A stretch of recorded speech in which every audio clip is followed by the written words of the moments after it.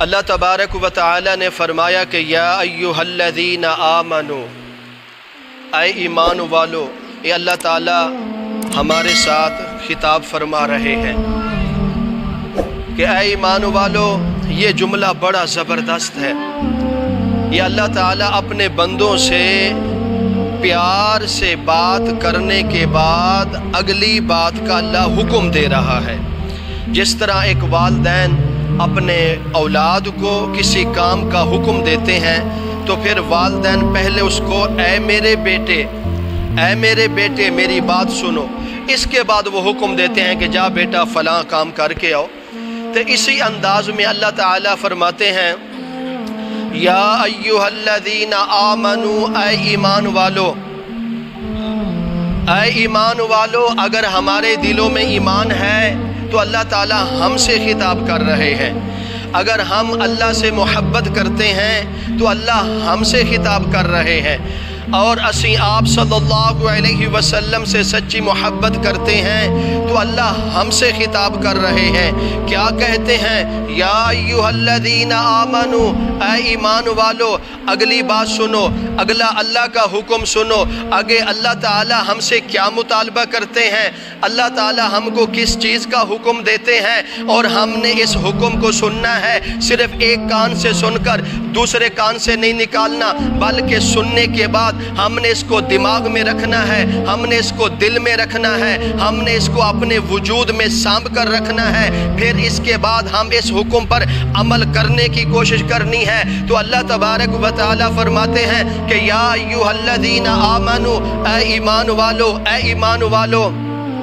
قوا انفسکم واہلیکم نارا، قوا انفسکم واہلیکم نارا۔ اللہ تعالیٰ فرماتے ہیں اے میرے ایمان والے بندو، اے میرے پیارے بندو، قوا انفسکم واہلیکم نارا، اپنے آپ کو بھی اور اپنے اہل و عیال کو بھی جہنم کی آگ سے بچاؤ۔ یار ہم سوچتے ہیں کہ ہم اپنی اولاد کے بارے زیادہ بہتر جانتے ہیں، ہم اپنی اولاد سے زیادہ محبت کرتے ہیں، ہم اپنی اولاد کے لیے اس محبت میں آ کر ہم اپنی اولاد کے لیے جو رزق کما رہے ہیں، اس رزق میں ہم نے کبھی نہیں سوچا یہ مال حلال کا آ رہا ہے یا حرام کا آ رہا ہے۔ ہم اپنی اولاد کی محبت کے لیے رات کو بھی محنت کر رہے ہیں، دن کو بھی محنت کر رہے ہیں، گرمی میں بھی محنت کر رہے ہیں اور سردی میں بھی محنت کر رہے ہیں۔ اسی محنت کر کے ہم نے اپنی اولاد کے لیے مکان بنا لیے، ہم نے اپنی اولاد کے لیے دکانیں بنا لی، ہم نے اپنی اولاد کے لیے زمینیں مربع بنا لی، پراپرٹی بنا لی، بینک بیلنس ہو گیا، گاڑیاں ہو گیا۔ ہم صرف یہ سوچتے ہیں کہ ہماری اولاد کی کامیابی دنیا کی دولت میں ہے، ہم سوچتے ہیں ہماری اولاد کی کامیابی اچھے مکانوں میں ہے، ہم سوچتے ہیں ہماری اولاد کی کامیابی صرف عیش و آرام میں ہے۔ نہیں میرے دوستو، اللہ کا قرآن سن لو۔ اللہ نے یہ نہیں فرمایا کہ اے نوجوانوں تم نے اپنی اولاد کے لیے مکان بنانے ہیں، تم نے اپنی اولاد کے لیے زمینہ مربع بنا، نہ۔ اللہ کیا فرماتے ہیں؟ قوا انفسکم واہلیکم نارا۔ اگر تم اپنی اولاد سے محبت کرتے ہو، اپنی اولاد سے پیار کرتے ہو، تمہیں اپنی اولاد کی ہمدردی ہے، تمہیں اپنی اولاد کی فکر ہے، میری اولاد کو تکلیف نہ ہو، میری اولاد کو پریشانی نہ ہو، میری اولاد کو دنیا کی کوئی تکلیف نہ پہنچاوے، میری اولاد کو قبر میں بھی تکلیف نہ ہو، میری اولاد کو قیامت کے دن بھی کوئی تکلیف نہ ہو، تو پھر اللہ فرماتے ہیں تمہیں دنیا میں دیکھنے کی ضرورت نہیں ہے، حاجی کو دیکھنے کی ضرورت نہیں ہے، مالدار کو دیکھنے کی ضرورت نہیں ہے، جگیردار کو دیکھنے کی ضرورت نہیں ہے، بڑے بینک بیلنس والے کو دیکھنے کی ضرورت نہیں ہے۔ آ جا میرے دروازے پہ، آ جا اور میرے دروازے پہ آ کر، میرے گھر آ کر میری مقدس کتاب کھول، قرآن مجید کو کھول، اس کے ورقے کھول، اس کو پڑھ۔ اللہ کیا کہنا چاہتا ہے کہ اگر تمہاری اولاد کی کامیابی ہے تو قوا انفسکم واہلیکم نارا، تمہاری اولاد اس وقت کامیاب ہو جائے گی جب تم اپنی اولاد کو جہنم کی آگ کے سے بچا کے جاؤ گے۔ اس کا ہمیں کوئی فکر نہیں،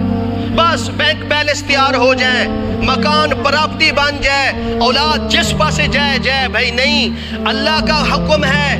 آپ صلی اللہ علیہ وسلم کا حکم ہے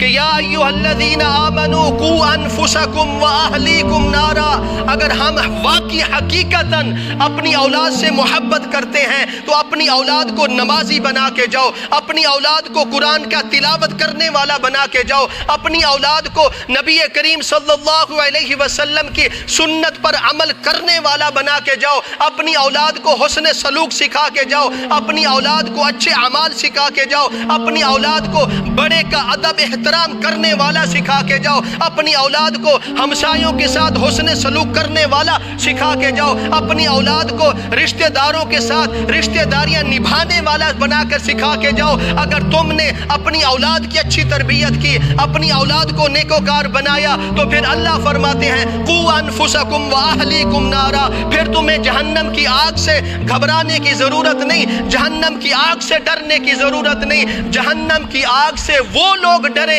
جو دنیا میں رہ کر غفلت میں زندگی گزار رہے ہیں۔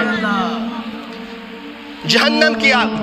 کی آگ ہمیں اس کا اب تصور نہیں ہوتا۔ آؤ میں تمہیں نبی کریم صلی اللہ علیہ وسلم کا فرمان سناتا ہوں۔ آپ صلی اللہ علیہ وسلم نے فرمایا جہنم کی آگ پتہ ہے کیا چیز ہے، کتنی سخت ہے، کتنی ہولناک ہے۔ حدیث میں آتا ہے جہنم کی آگ کو 1000 برس جلایا گیا، 1000 برس، 1000 سال جلایا گیا، اور وہ جلتے جلتے جلتے وہ سرخ رنگ کی ہو گئی آگ۔ پھر اس کے بعد پھر جہنم کی آگ کو دوسرے مرحلے میں جلایا گیا 1000 برس، جس طرح پہلے 1000 برس جلایا، پھر دوسری مرتبہ 1000 برس جلا کے پھر جہنم کی جو آگ تھی اس کی رنگت سرخ ختم ہو کر اب اس کی رنگت سفید ہو گئی۔ تو پھر جب سفید ہو گئی تو پھر تیسرے مرحلے میں آ جائے، تیسرے مرحلے میں حدیث میں آتا ہے تیسری مرتبہ جہنم کی آگ کو 1000 برس تک جلایا گیا، تو پھر جلا کے پھر اب اس کی رنگت سیاہ ہو گئی۔ اب جو جہنم کا عذاب ہے وہ سیاہ ہے، وہ کالا ہے، وہ اندھیرا ہے، اس میں کوئی کسی کو نہیں دیکھ سکتا، وہ اتنی ہولناک آگ ہے۔ تو دیکھ لیجئے 1000 سال پہلے جلایا گیا، پھر دوسری مرتبہ 1000 سال، پھر تیسری مرتبہ 1000 سال جلا کر 3 مرتبہ جلا کر اس کو بند کر دیا، اور یہ اتنی خوفناک آگ ہے۔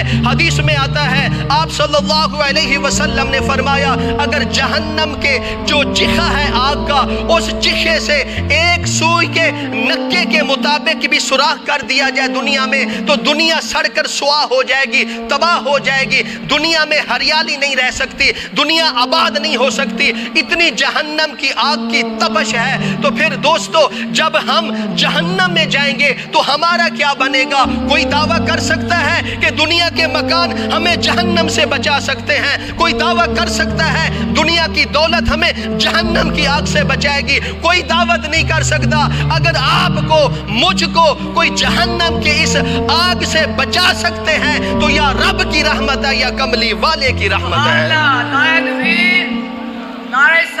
جہنم کی آگ خوفناک آگ ہے۔ اللہ اس طرح نہیں فرما رہے قوا انفسکم واہلیکم نارا، اگر تمہیں اپنی جانوں پر ترس ہے، تمہیں اگر اپنی جانیں پیاری ہیں، اگر تمہیں اپنی بیوی پیاری ہے، اگر تمہیں اپنی اولاد پیاری ہے، تو پھر اس اپنی جان کو، اپنی بیوی کی جان کو، اپنی اولاد کی جان کو قوا انفسکم واہلیکم نارا، اسے تمہیں جہنم سے بچانا پڑے گا، اپنی اولاد کو نیکوکار بنانا پڑے گا، اپنی بیوی کو نیکوکار بنانا پڑے گا۔ تو پھر قیامت کا منظر ایسا ہے، اللہ اکبر، حدیث میں آتا ہے تو پھر وہاں آپ کو جہنم میں جانے کی کیا ضرورت، بلکہ اگر تم برے کام کر کے جاؤ گے، حدیث میں آتا ہے جہنم قیامت کے دن اتنی خوف زدہ ہو جائے گی اور دوڑے گی اس شخص کی طرف جو دنیا میں نافرمان رہا، جس نے دنیا میں اللہ کا حکم نہ مانا، جس نے دنیا میں آپ صلی اللہ علیہ وسلم کی اتباع نہ کی۔ تو فرمایا گیا جہنم اس طرح آئے گی، ایک بہت بڑا منہ کھول کر آئے گی، اور حدیث میں آتا ہے اس جہنم کو 70,000 لوہے کی زنجیریں ہوں گی، ہر زنجیر کو پکڑے ہوئے 70,000 فرشتہ ہوگا، تو پھر وہ آگ ڈھونڈے گی کہ وہ کہاں ہے بد نصیب جس نے دنیا میں اپنی مرضی کے مطابق زندگی گزاری۔ دوستو، اگر آخرت میں، قبر میں، حشر میں اگر ہمیں دنیا بچاتی تو پھر دنیا ہی کما لو، اگر آخرت میں دنیا ہمیں نہیں بچا سکتی تو پھر اللہ کی رحمت کی امید رکھو، آپ صلی اللہ علیہ وسلم کی شفاعت کی امید رکھو۔ ہمارا ایمان ہے، ہمارا عقیدہ ہے، اگر ہم اچھی زندگی گزاریں، نیکوکار زندگی گزاریں، حسن سلوک والی زندگی گزاریں، جس طرح اللہ نے حکم دیا اس طرح زندگی گزاریں، جس طرح نبی کریم صلی اللہ علیہ وسلم نے ہمیں زندگی گزارنے کا طریقہ سکھایا ہے، اگر ہم اس طرح زندگی گزار کے جائیں تو انشاءاللہ اللہ کی رحمت پر ہمیں 1000% امید ہے، آپ صلی اللہ علیہ وسلم کی رحمت پر ہمیں کروڑا ہزار مرتبہ ہمیں امید ہے کہ اللہ تعالی ہمیں تمام عذابوں سے محفوظ فرمائیں گے۔ اگر آپ کو اللہ سے، آپ صلی اللہ علیہ وسلم سے محبت ہے، اصحاب رسول سے محبت ہے، اہل بیت سے محبت ہے، علماء حق سے محبت ہے، نیکوکار لوگوں سے محبت ہے، تو پھر آپ کو دنیا میں اچھے کام کرنے ہوں گے، اچھے اعمال کرنے ہوں گے۔ اگر ہم سب نے اچھے کام کیے، اچھے اعمال کیے، نماز کا اہتمام کیا اور ہر اس اچھے کام کا زیادہ سے زیادہ بڑھ چڑھ کر اہتمام کیا تو انشاءاللہ ان نیک عملوں کی وجہ سے اللہ تعالی ہمیں جہنم کے آگ سے بھی بچا لیں گے، قبر کے ہولناک منظر سے بھی بچا لیں گے اور دنیا کی پریشانیوں سے بھی بچا لیں گے۔ وہ خوش نصیب لوگ ہیں جو دنیا کے امتحانوں سے بھی بچ گئے، قبر کے امتحانوں سے بھی بچ گئے اور قیامت کے امتحانوں سے بھی بچ گئے، اور وہ لوگ جو نیکوکار ہوں گے، عبادت گزار ہوں گے، آپ صلی اللہ علیہ وسلم کی اتباع کرنے والے ہوں گے، انشاءاللہ اللہ ایسے نیک لوگوں کو بغیر حساب کتاب کے جنت دے گا۔ دعا کرو اللہ تعالی ہم سب کو اس پر عمل کرنے کی توفیق عطا فرمائے۔